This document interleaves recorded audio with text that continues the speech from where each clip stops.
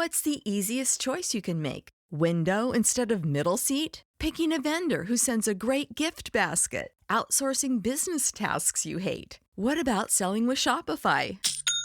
Whether you're selling a little or a lot, Shopify helps you do your thing, however you cha-ching. Shopify is the global commerce platform that helps you sell at every stage of your business. From the launch your online shop stage to the first real-life store stage, all the way to the did we just hit a million orders stage. Shopify's there to help you grow. Whether you're selling scented soap or offering outdoor outfits, Shopify helps you sell. Wherever and whatever you're selling, Shopify's got you covered. Sign up for a $1 per month trial period at shopify.com/try. Go to shopify.com/try now to grow your business, no matter what stage you're in. Shopify.com/try.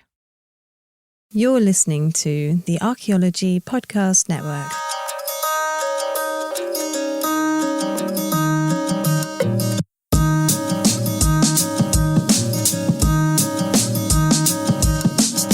Hello, everyone. Welcome to another episode of Archaeoanimals, the podcast all about zooarchaeology. I'm your host, Alex Fitzpatrick, and with me, as always, Simona Falanga. And this episode is the start of yet another mini-series, although this one is not about video games, so don't worry. This one is very zooarchaeology focused. We're calling it Where in the World, because I'm very good at titles.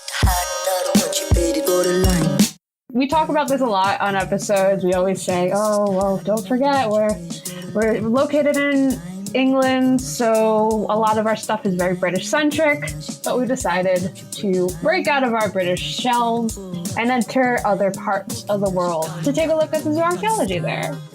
Yeah, no, that's we will be starting with Europe in this episode, however, but we will be branching out. Yeah, so we won't be going that far just yet. We will be, but we are starting a bit close to home. And just for the sake of ease, because we could easily, if we wanted to do like country by country, we would be here for a very long time. And there's other topics we want to cover. So just for ease, we've broken it up into continents. So obvious disclaimers, we might not get everything. We're picking and choosing a little bit. But hey, if you're interested in us talking a bit more about a certain country or anything, let us know in the social media channels, the various ones that we're a part of. Because, of course, this mini-series, it is going to be fairly broad strokes. Because, of course, continents are pretty big. Very big. Oh, all the wisdom. In fact, continents are big. Hot take. So... But we are going to be a bit structured. So this first segment, we will be looking at some of the wild species. And again, we could spend a whole episode just talking about wild species of different continents. So we had to pick and choose a little bit. And I'm very excited about this one because we're going to talk about something that it's been bothering me for a very long time since I moved to the UK from the US. Let's talk about the European moose/elk. Not grey squirrels. Okay, you know what? There is going to be no squirrel material in this mini-series, okay? Oh, squirrel hater. I bet. Picturing all the hate mail. Why did you not cover the humble grey squirrel? We'll do a whole episode about it if people are that fussed. But we need to talk about the European moose/elk. Alces. It's very confusing. So in North America, this species is considered a moose. But in Britain, it's considered an elk. Yes. And also, correct me if I'm wrong, in North America, don't you also refer to a red deer as an elk? Yes. Oh. I don't know what you're talking about. It makes perfect sense to me. I mean, to me, in my native language, we call it neither moose or elk. It's alce, from Alces. Surprise.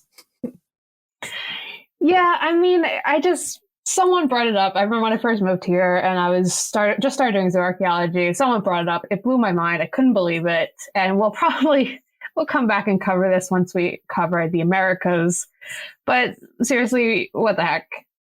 Anyway, it's mostly found in Northern Europe, including Scandinavian countries and countries like Poland. Although hunted for food, the antlers were a vital resource during prehistory, as they have often been found in archaeological sites across Central Europe through the form of axes, tools, knife handles, just really interesting kind of worked materials. And it should be noted that it was often gathered as shed antler.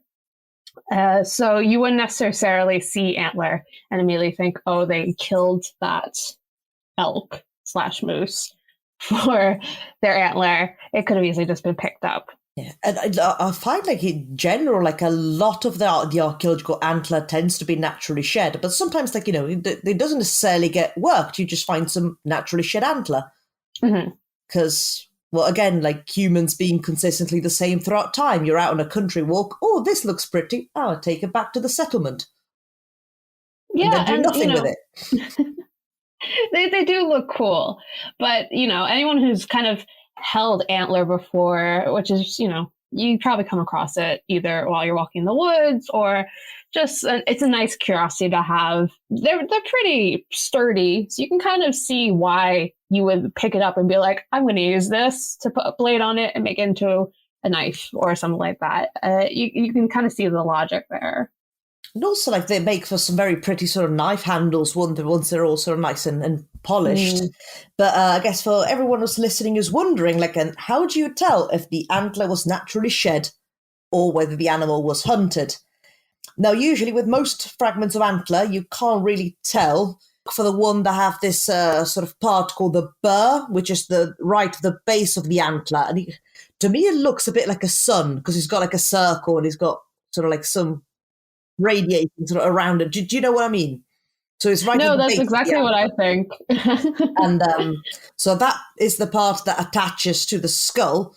And when the deer naturally sheds its antler, it literally pops off clean, if that makes sense. But normally, if you do find this burr with some bone sticking out of it, especially if you've got some cut marks around it, that means that it was sawn off of the skull. Meaning that, again, that won't necessarily mean that they've hunted the animal. They might as well have scavenged the antler of a deer that was already dead. So I guess unless you find, some of this like that nice, was it like deer ribs that started an arrowhead through it? Yeah, so, that was a very cool find. Yeah, like normally as a rule of thumb, so like the burr, if it's sort of clean off, the antler was naturally shed. If it's attached to sort of any bone, then the animal was, either hunted or it was taken off a dead deer. Go with that. Yeah. Moving on, we have the Eurasian lynx, also known as lynx. Some real good Latin names we'll be hearing in this miniseries. Anyway, it's widespread across parts of Europe as well as Asia, and it's relatively threatened still by poaching and loss of habitat, but it's also been made completely extinct in many areas of Western Europe. Now, this is mostly due to hunting and people trying to protect their livestock. Some countries, such as Norway, actually had official bounties for them. However, many places like the UK have had big movements calling for them to be reintroduced in more remote areas in Scotland as part of the kind of rewilding movement. Yeah, because I think also, like, I don't think like the lynx massively go for livestock. I mean, they do, but not as much as you'd think. I think it's a similar case to a species that we'll talk about in a later episode, the thylacine, where there were a lot of bounties and the idea of, oh, they're killing your sheep, when realistically they probably weren't killing that much of your livestock. No, they're probably already suffering enough from competition from dingoes anyway. So yeah, but that's a different. We'll cover that in a future episode, but I think it's probably a similar kind of sad story with the lynx. And kind of similar, well, not really similar, not like a similar species, but in my mind, they're like smaller lynx, is the European pine marten, Martes. I just like picture them as a really big ferret. Yeah, I guess in my brain, I've seen pine martens, mostly like taxidermied. I've never seen like a live pine marten. So in my brain, they're kind of, in my brain, they look like this Pokemon that is based off of a ferret. So I'm a very good zooarchaeologist. I have a PhD. Anyway, they are. Yes, it is a mustelid, and it has sort of that elongated shape, like a lot of the sort of the ferrets, mink, stoats. You know that it's got that morphology to it. They're very similar, especially the skull morphology. I think is kind of similar, but they're mostly found in Northern Europe and are mostly rare or potentially extinct. There's a bit of a fine line, I guess, between those two kind of designations in places such as England. There's actually a fair amount of archaeological evidence that the pine marten was a source of fur for humans as early as the Mesolithic, based on remains that they've found in places like Denmark, where there's been very specific taxonomy.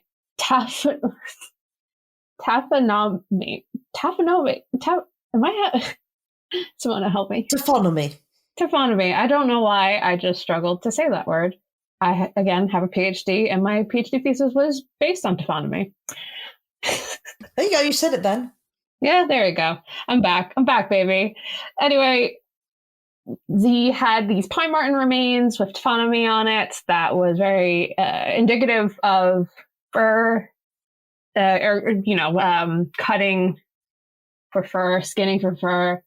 I think we've talked about kind of those taphonomic features before in the previous episode.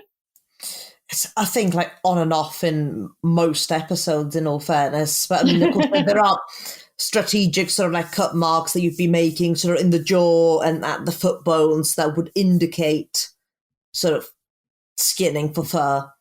Yeah. There's one indicator as well, because I'm not sure whether that applies to these particular remains of mink in Denmark, because I'm mostly thinking of like cattle and sheep type stuff. But the foot bones would tend to travel with the hide. So normally a high incidence of foot bones would suggest use for fur or like to hides traveling. Yeah, I believe that is the case for these pine marten, because that is very, very indicative, given that, especially for a small animal, a relatively small animal like a pine marten, those small extremities would be, very significant in a lot of ways to find an archaeological context. Imagine you've got a pit of marten feet. Yes. That's strange. But hey, they are potentially making a comeback, so... Yes, because I think they have been reintroduced to Britain since. I also believe there are some studies that infer that they may actually contribute to the decline of grey squirrels. Well, then, I think I am team pine marten. I think it's got something to do that the native squirrels recognize the marten as predators. Oh. Well, the great squirrel was more like, what's this thing? Or think something along those lines, but also, I guess, the ability of being able to evade the pine marten, which sort of the native squirrels seem to be just better at in general. That is really strange. But also, go pine martens. I'll try to find the article and pop it in the show notes if I can. Cheers. But yes, and then, we have the Eurasian brown bear, so Ursus arctos, because we're repeating... Sorry? I was going to say, why wasn't I making you do all of the scientific names to begin with? I forget that you just have such a way with it, probably because, of just reading it in my native accent. Yeah. So it sounds... But it sounds so much better than me trying to say it in my American accent. Yeah, but it's just, again, there's a trend, there's multiple trends this evening, but one is species name sort of twice. Yep. What are we calling this animal? Lynx. Oh, Ursus arctos. Yes. Real Alex energy with these names, because, believe me, that would be me. I don't know. We'll just name it twice.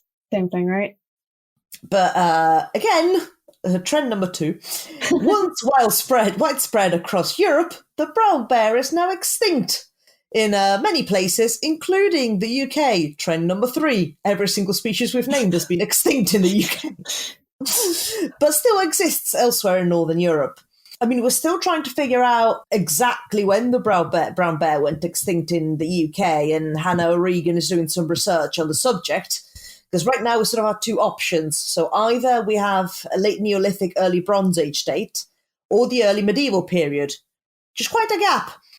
Yeah.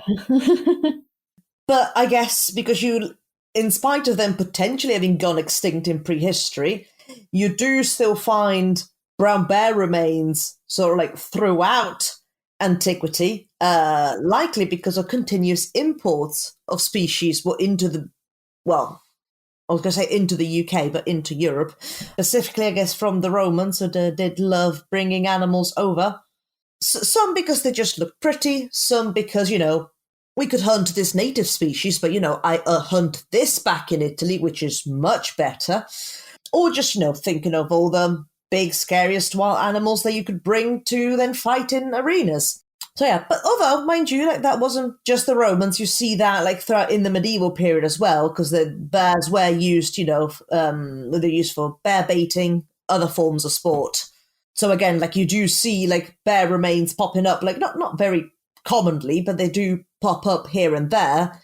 But then I guess it'll be about establishing whether these populations are little pockets that have been introduced and did not constitute a viable population, or whether bears were around all along, but just their numbers were slowly dwindling up until the medieval period, when you kind of stop finding them for a while, until I believe they pop up again in the Victorian period for, again, very much all the wrong reasons of let's bring this bear over because I collect wild animals. So I'll have this bear now. Yeah, some things never really change, do they? But this will be kind of exciting to see. Nottingham, I believe, University of Nottingham is doing a lot of research looking at bear baiting and also kind of further exploring the brown bear in history in the UK. So it'll be very exciting to see that research kind of get published and disseminated.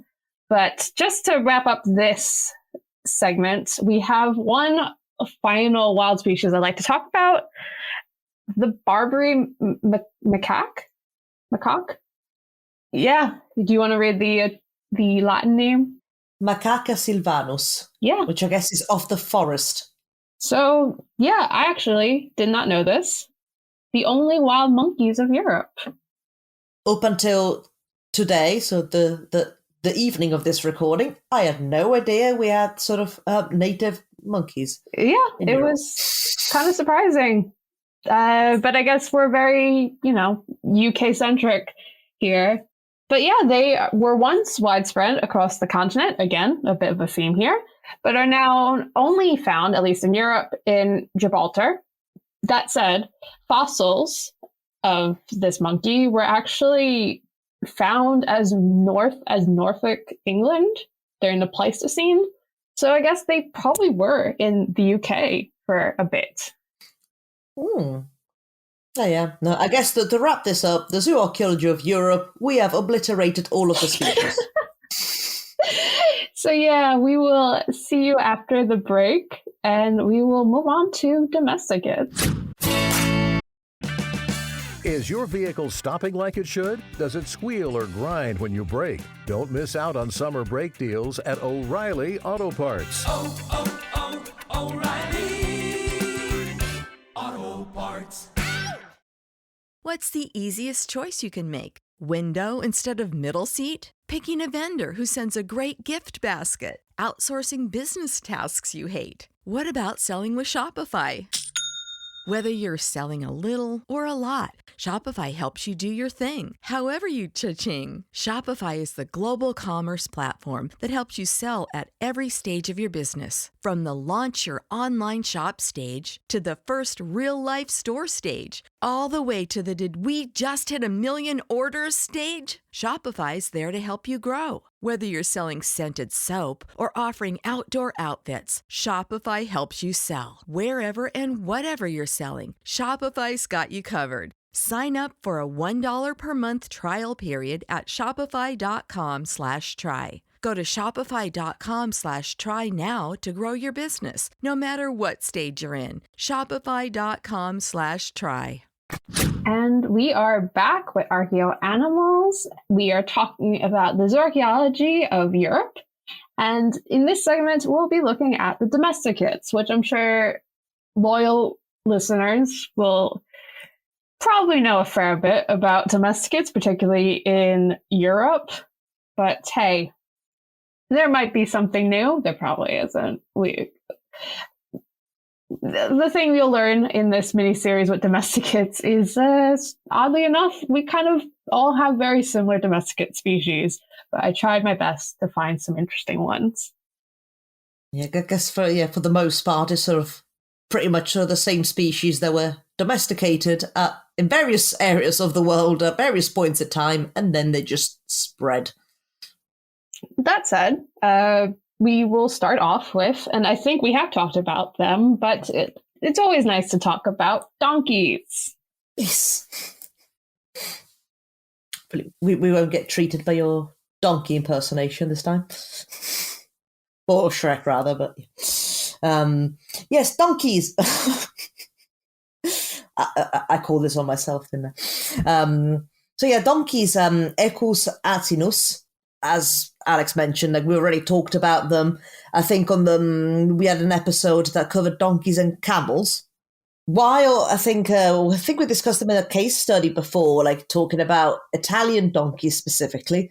But I guess donkeys did not originate in Italy, unsurprisingly. They do in fact descend from the African wild ass, but they were likely to be sort of introduced by the Greeks sort of in their sort of first sort of wave of colonization, and then the Romans throughout their empire. There's a fair few breeds of donkeys. I mean, there's a few that originate from Sicily specifically. So you have the Ragusano, the Sicilian Grey, but really I think there's a lot of breeds at this stage, as well as sort of various crosses. Well, I guess are they quite species in their own right, like mules? Kind of. They're one of those kind of, I think that's why we talked about them in that specific episode. They were that in-between kind of stage in that. Well, because the thing, like, I guess a definition of the species technically would be like that they produce fertile offspring, while mules are not fertile. Yeah, true. So anyway, mules are a thing. They're there. But of course, like, being that both donkeys and horses come sort of from the same genus, Equus, I mean, they do interbreed. But yeah, the offspring is not fertile, and I've just gone down this mule fertility rabbit hole. Come back. Slowly dig myself out Come back. I mean, donkeys, like normally, you'd associate them sort of more with Mediterranean and North African landscapes, and that is indeed a thing where you do find the bulk of the donkeys, but they are sort of used as beasts of burden elsewhere, just maybe not so much in Britain. It's not something like, it's a species you're familiar with, but you don't necessarily encounter too much, but they are sort of quite hardy animals suited to sort of fairly harsh terrains. And again, since they do share the same genus with the horse being Equus, both of them, there is an argument to be made over sort of how many donkeys were actually misidentified as horse in zooarchaeological analysis. Because in all fairness, if you're looking at an assemblage and you see sort of like, a horse-shaped sort of tibia, the first thing that pops to mind is not, I should take some measurements, it might be donkey. Oh, they're definitely not in British zooarchaeology. I mean, if you're working in Greece, then, maybe have a good look to make sure that it's horse and not donkey. And as you'd expect, I don't think it's all too easy to differentiate between horses and donkeys, because I think the morphologies are mostly related to the cranium, so the neck, they do tend to have sort of different number of vertebrae, but again, unless you've got the whole skeleton, that doesn't really matter too much. And I believe they also have sort of different eruption stages for dentition, which again probably be useful so much to a point. Yeah, I mean, there are differences, but realistically, unless you have the whole skeleton, it's a bit of a mixed bag. And again, I think for, specifically speaking from the UK perspective, for the most part, if you see something that looks like a horse, it's probably a horse. It just, again, depending on the context, depending on what you're dealing with, But I don't think I've ever run across donkey remains before, although it could have been donkey and I could have misidentified a whole slew of bones in that case. I mean, to be fair, like at Cowsey Caves, you did have like a Noah's Ark of animals, so why not a donkey? This is true. Yeah. Could do like some further, like maybe another PhD, the Lost Donkey of Cowsey Caves. I love my PhD so much. I definitely do want to do a second one. All over again. Moving on a bit. I mean, again, different species, but morphologically speaking, not that much different. We are talking about reindeer. Do you want to take a stab at Am I doing Yeah.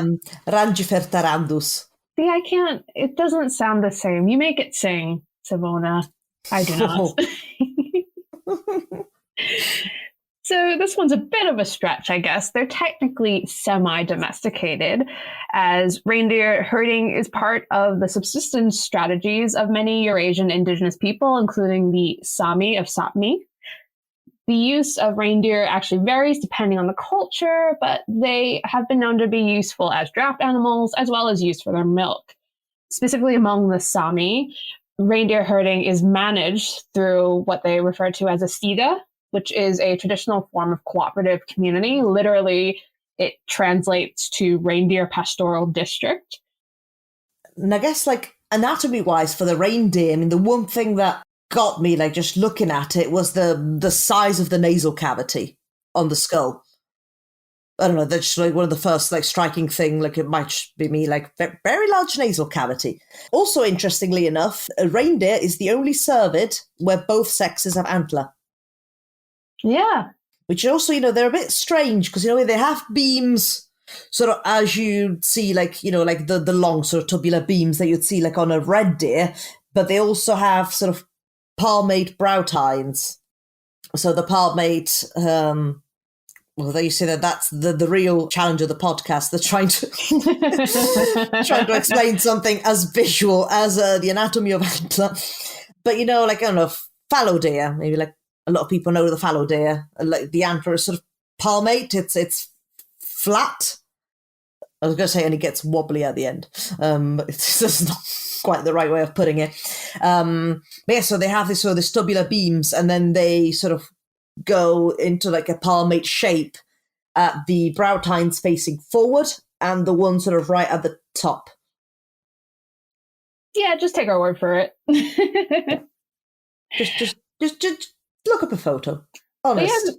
Yeah, reindeer are very interesting. I knew about reindeer herding, but I never really considered that they were semi-domesticated. I guess they're technically managed herds, which is in that weird kind of wobbly stage between proper domestication and, say, wild species, you know?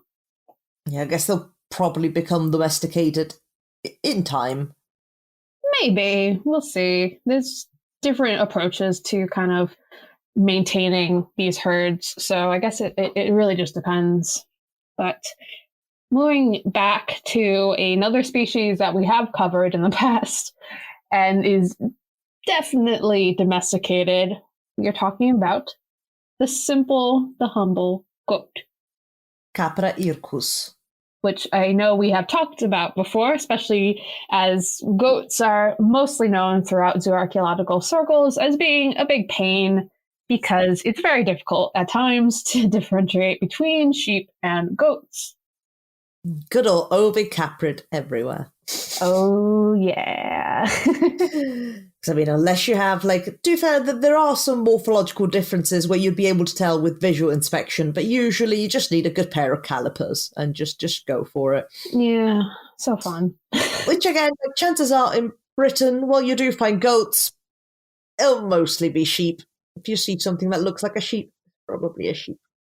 Basically, yeah. But similar to what we were talking about with donkeys, there are a wide variety of breeds of goats. And I guess probably the most famous European variation, at least when I think of, you know, if you ask me to name at least one breed of goat, this is probably the only goat I could think of, is the Alpine goat, which Okay. unsurprisingly originates from the French Alps. Well, it could have been any of the Alps. Didn't have to be the French ones. So. Oh, well, take it up with the French, I guess. So they are mostly famous, I guess, for being heavy milkers, which is a horrible turn of phrase, but it's Yes. the one I came across. They are specifically bred for being heavy milkers, and they're thus known as one of the premier breeds for goat milk to thus manufacture into other dairy products. And although a lot of this podcast, obviously, we're discussing domestication from an archaeological perspective, it's really interesting to kind of get a more modern example of how humans kind of continue this process of influencing, the species themselves through breeding. Yeah, because I guess something that would have been done in the past as well, because depending on the type of sort of settlement and their economy, they would have veered towards sort of one use as opposed to the other. So like a settlement somewhere in Europe may have preferred sort of keeping goats for meat. So they would have been bred in a way that they would accumulate sort of like the largest amount of meat in the shorter amount of time. I mean, we still do it. Again, like not so much in Britain because goat meat isn't really much of a thing. Speaking of meat, our next species is the common pheasant. Phasianus colchicus. There you go. I wasn't even going to try, even if you didn't want to do it. Colchicus? Colchicus? There's someone who speaks Latin who is furious. Yeah, That's all right. Even if you've not heard him today, please, as usual, redirect all the hate mail to Tristan. Another technically semi-domesticated species, the common pheasant, was actually native to some European areas such as the Balkans, but introduced widely across the continent over time, likely by, let's all say it at the same time, the Romans. The Romans. Yes, the Romans. Thanks a lot. So the evidence of pheasant actually seems to decline post-Roman period, but rises again in the medieval period, as it likely became very popular as hunting game among those of high status. Again, a very similar kind of thread we're seeing with the Romans bringing in something and then the medieval high and mighties deciding that they also want that something. Yeah, like, I mean, it says sort of in a very generic way the medieval period, but I bet it was the Normans. It's always the same trend. Like the Romans bring them over. It's like, well, make it just like Italy, la, la, la, la, and then they go away, and then the Normans come and they do exactly the same thing. Wow, just calling out the Normans. Apologies to any Norman podcast listeners. The Norman time travelers. And we're going to continue with this bird theme for our last species that we'll talk about, which is, weirdly enough, even though we are talking about Europe, we're going to talk about the Canadian goose. I mean, why not? That'll be Branta canadensis. So it's not really domesticated, but I'm going to be honest, I did run out of interesting ideas beyond the species we already talked about. I mean, I didn't think anyone really wanted to hear us talk a bit more about cows or sheep or any of those other species. I mean, it's really like cow, sheep, and pig, isn't it? Yeah. Yeah. So I wanted to keep it fresh, keep it interesting. This is a mini series.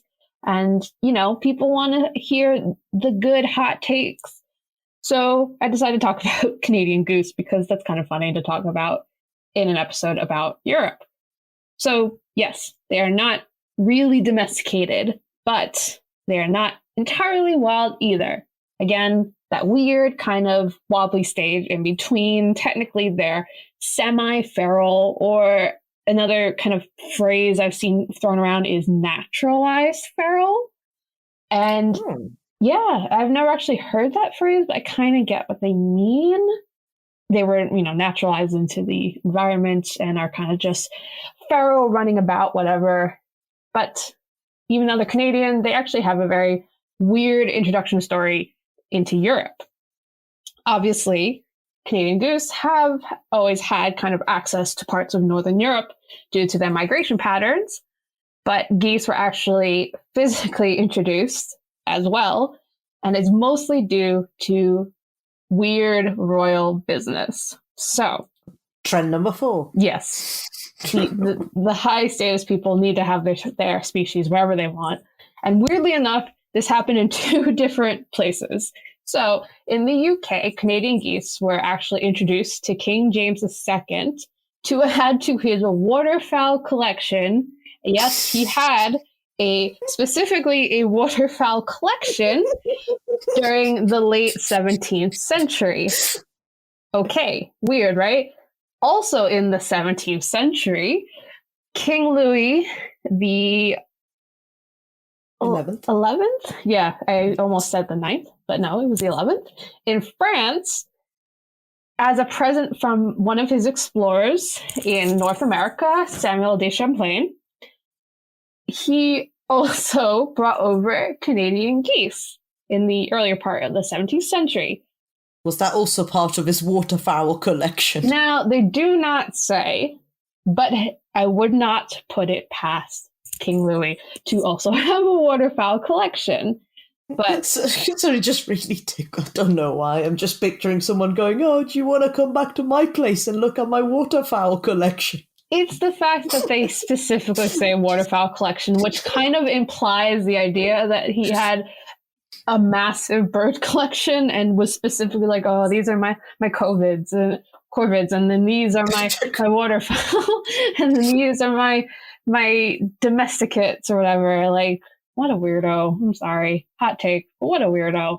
Anyway, after that, guess what? They're everywhere now. So thanks a lot to King James and King Louis. Yeah, thanks. Giving us the goose species we never thought we needed. Yeah, that's great.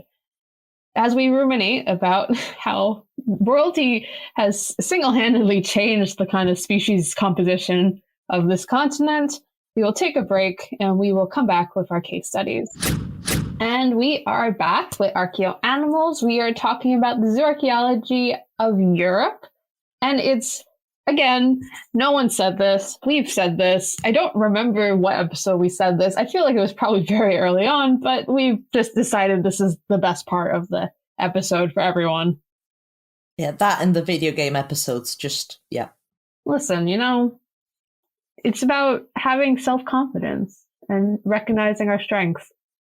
And also, I feel I should call you out on it, because you mentioned earlier that this mini-series was not going to be on video games like previous ones, but we've not actually had a video games mini-series. So we should get on that.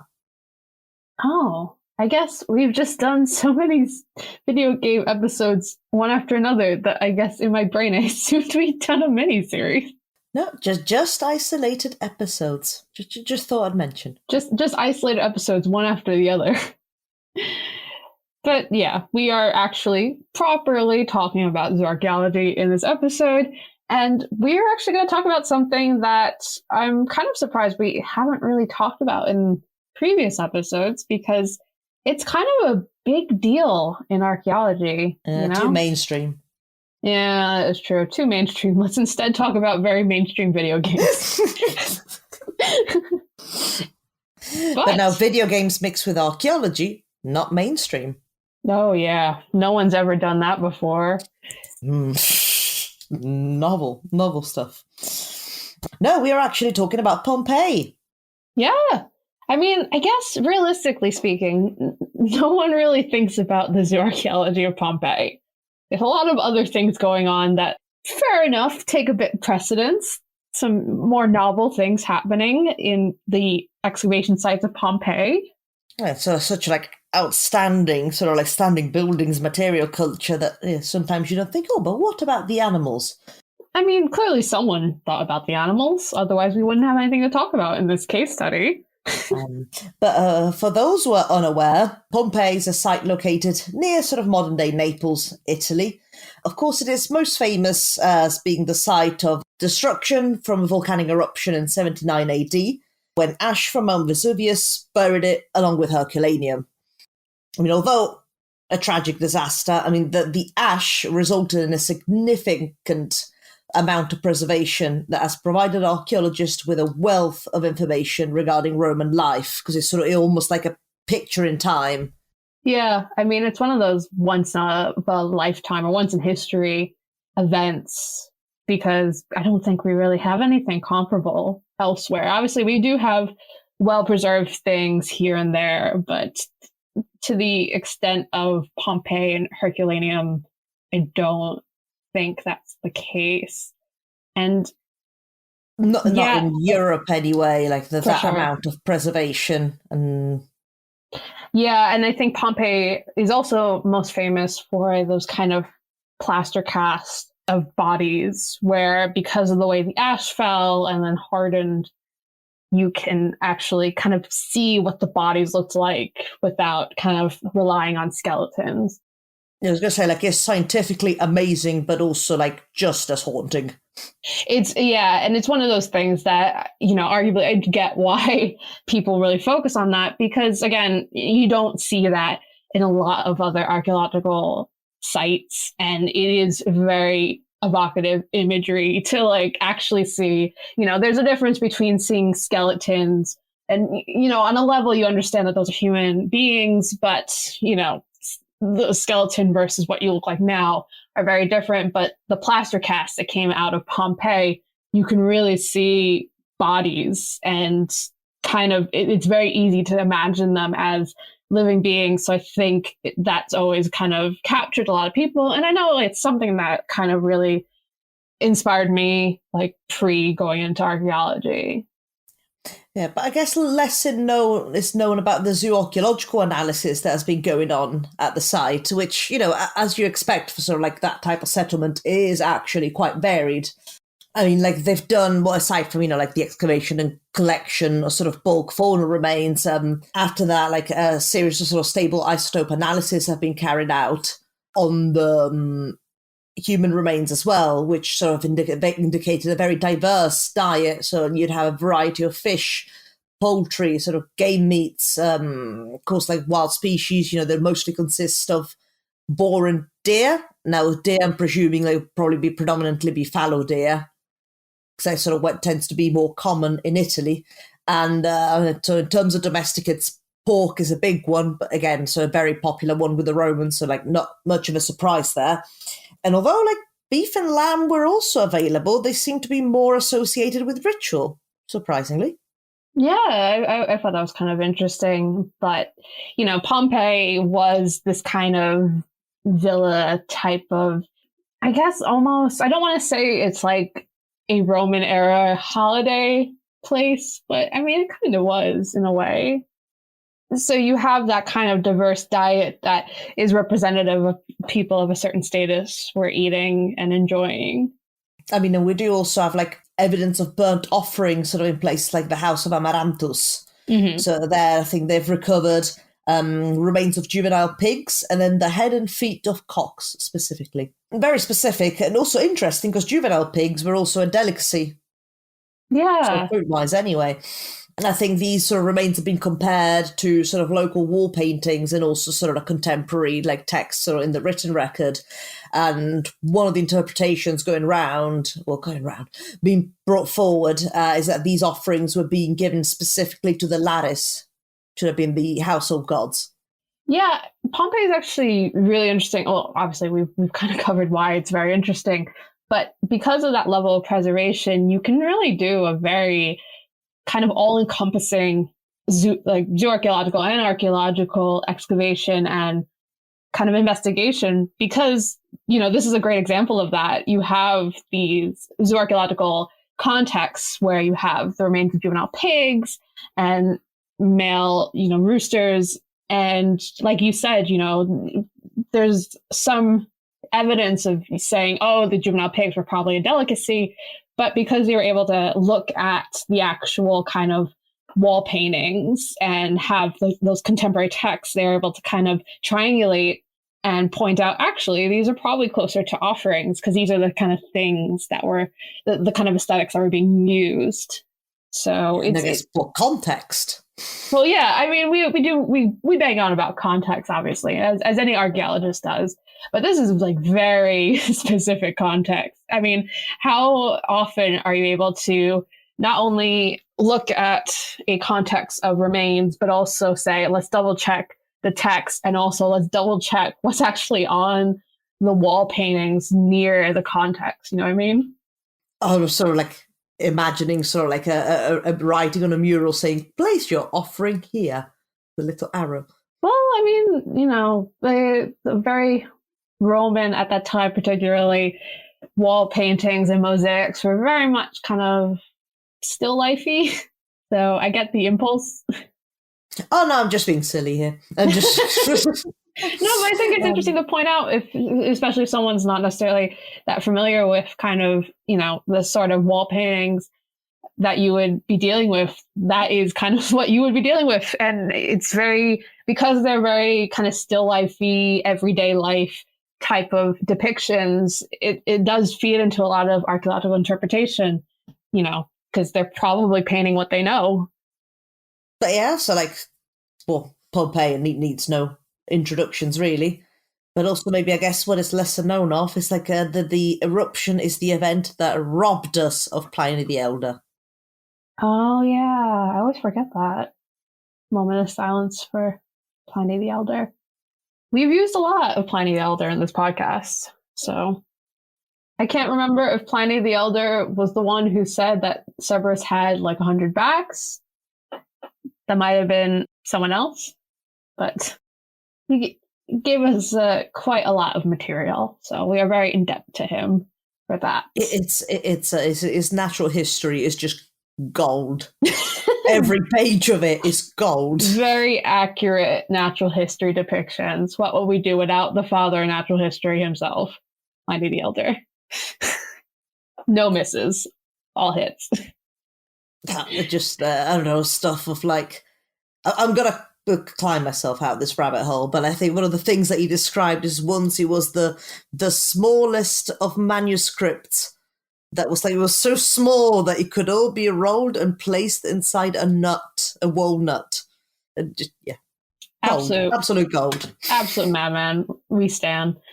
Anyway, moving from Pompeii, we were actually moving to somewhere pretty different. We're going to look at Birka, located in Sweden in the modern day island of Björkö. It's a pretty massive archaeological site and is very significant for those of us who do, well, not us, because I don't do Viking Age archaeology anymore, but for those who do Viking Age archaeology, you'll probably know what Birka is. So its major significance is coming from its really vital role in Viking Age trade, not only as a massive trading center, but it's also basically the kind of linchpin to the trading route between the kind of Norse ports of Gaul and the Byzantine Empire. So for those of you who don't know, it's very easy to not realize due to, you know, contemporary depictions of Vikings and their unfavorable associations. But the Viking Age trade was very extensive and went as far as the Byzantine Empire. And there's some really fascinating work that's been done looking at kind of the cross-cultural exchanges that came from how extensive the trade was. So thankfully we have Birka as this kind of site that really was the key to that trade route. So Birka was founded in 750 AD and actually lasted for over 200 years before being abandoned in 975 AD. And this idea of abandonment is also very prevalent in Viking Age archaeology. So I always found that kind of strange, but you know. Do we know at all what the reason behind the abandonment would have been? I don't know off the top of my head, but I did Viking Age archaeology when I was in my undergrad and kind of did it in my master's.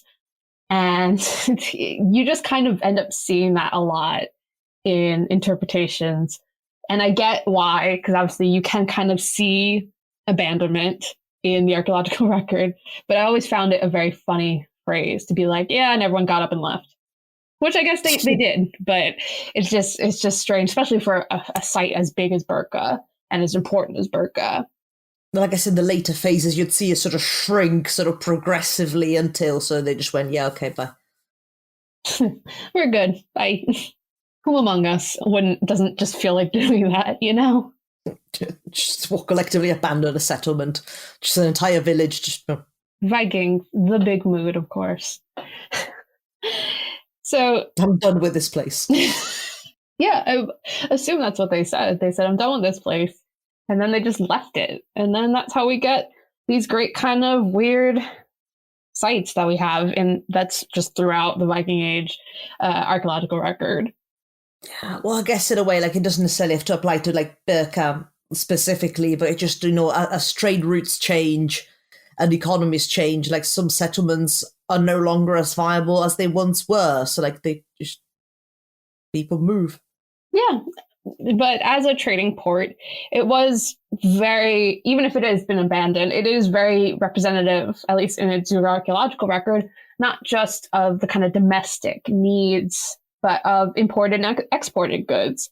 So one of the kind of examples that I thought of when kind of putting this together was, you have a lot of wild mammalian remains, but they're almost entirely fur-bearing animals, which actually include a lot of the species we discussed in the first segment of this episode. So like lynx, pine marten, brown bear. So that's probably indicative of a very robust fur trade.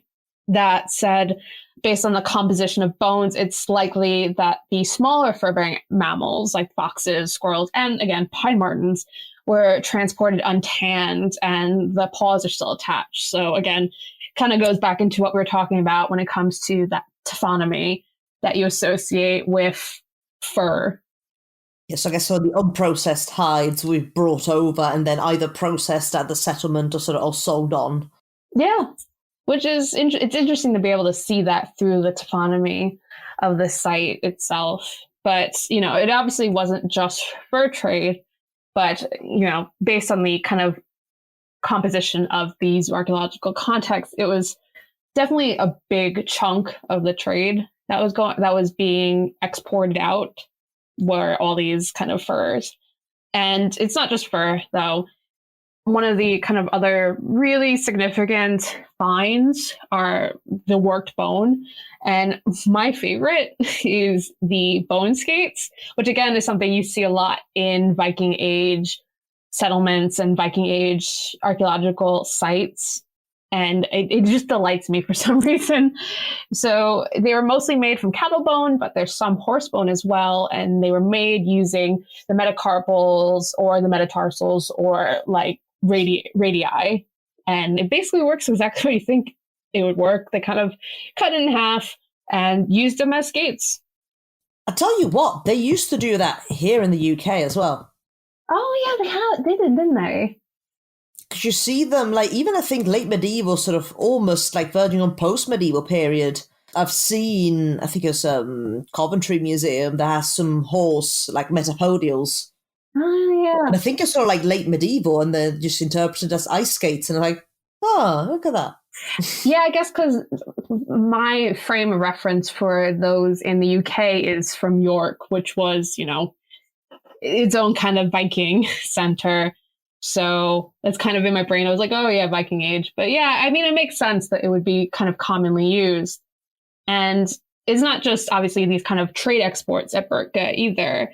There's also the idea of changes in subsistence. So one of the cool things about Birka is that you can actually see a shift in species consumed over time. So pre-9th century, you have pasture grazing animals such as sheep, and they were likely the primary meat consumed. However, post-9th century, the amount of cattle remains increases. And the reason for that is probably because the residents of Birka used to have the space to raise sheep. But as the port grew bigger and bigger because of trade being successful, you probably had to import meat because you didn't have any room. So you particularly would import beef. So very cool kind of shifting in trends there. So yeah, it'll be interesting to see whether, Well, I guess you said that, the meat was primarily imported. I guess a lot of the beef that was found didn't have any of the primary butchery elements. It bought me like the portion meat that you'd find. So implying that the cattle wasn't raised at the settlement. Okay. Yeah, so there you go. And it'll be exciting to, as we end this episode, it'll be exciting to move out towards a bit of an unknown as we kind of enter areas of the world that we haven't really covered and aren't really familiar with. So join us for our next episode as we get out of our comfort zone a little bit. Oh. Otherwise, you can stay in your comfort zone and tell your friends to listen to our podcast. You can subscribe and like, review, wherever you get your podcasts. You can find us on Twitter at ArchaeoAnimals. As always, let us know if you have a very specific kind of episode idea in mind. We love taking requests because there's a lot to cover, let's be real. Anything else, Simona? I think you covered it all. Yeah, so we'll see you next episode. Bye. Bye.